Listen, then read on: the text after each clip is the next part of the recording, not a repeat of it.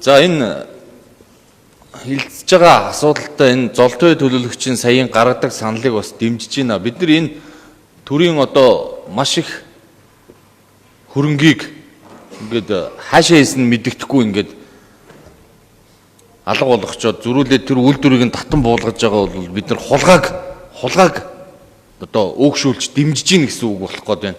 Тийм учраас энэ асуудлыг нарийн нягтлж шалгадаг одоо байгууллагуудаар нь одоо нарийн шалгуулж иж дараа нь энэ асуудлыг татан буулгах тал дээр оруулж ирэх нь бол зүйтэй юм байлээ гэж тийм санал гаргаж байна. За. Сая танилцуулгаар хэлсэн 14 оноос хойш үйл ажиллагаа явуулаагүй байж байгаа. Мах боловсруулах үйлдвэр хэдүүлээ тэгээд ер нь бол төр хувийн хвшилтэд өрсөлдөхгүй гэж байгаа. Тэгээд одоо махны салбар одоо энэ өмнөх ийм салбаруудад төр бол хувийн хвшлийн ажлуудыг хийхгүй л гэдэг л ийм байр суурьтай. Тэгээд 14 оноос хойш үйл ажиллагаа явуулаагүй ингээд зардал гаргаад идэг. Тэгээд бид нар одоо иймэрхүү асуудлуудаас нэг зэгцэлж шийдэхгүй бол ингээд цаашаа юм явахгүй шүү дээ. Одоо өнөөдөр бодит байгаа байдал дээр та бүхэн бас түрүүн сонссон баг. Битүүмжлээд ингээд 10 жил болцсон. Байгууллагууд нэг хаалттай байждаг. Тэгээд асуудлын барьж аваа шийдэхээр ингээд хэдүүлээ бас эсрүүт энэ тэр үний ярьж байгаа тэр би бацаг төлөөлөгчтэй санал нийлж байна. Хэдүүлээ шаардлагатай бол энэ дээр өмнөх байсан юм дээр дахиж сонсгол хийж болно шүү дээ.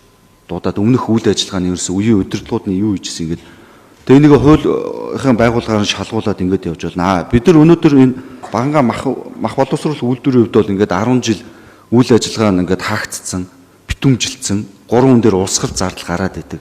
Энийг л өнөөдөр татан буулгах хэрэг авъя гэж байгаа шүү дээ. Тогтоолын төслийг дэмжих гэсэн санаатай байдлаар санал хураалт.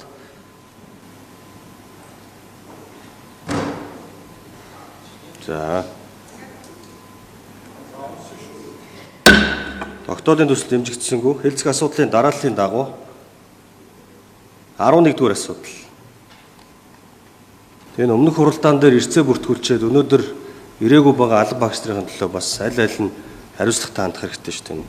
Давуу талын орлогч гэсэн бас оруулж ирж байгаа асуудалтай холбогдуулаад дандаа энэ хамгийн газарт ажиллаж байгаа алба багш нар ч өөрсдөө байхгүй шүү дээ. Тэгэхээр ингээ автоматар дэгийн дагуу дэмжээг өгсөн санал хураалтан дээр л орж ирж шүү дээ.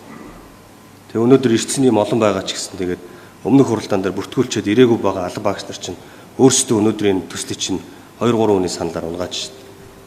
Тэгээ энэ дээрээ та хэд бас дотооддоо энэ асуудлыг ярихгүй бол юм болгон дээр бид нар ингээд асуудлыг үлэг болгох ингээд шийдвэрлээ даагаад ингээ яваад байна гэдэг нь утгагүй асуудал.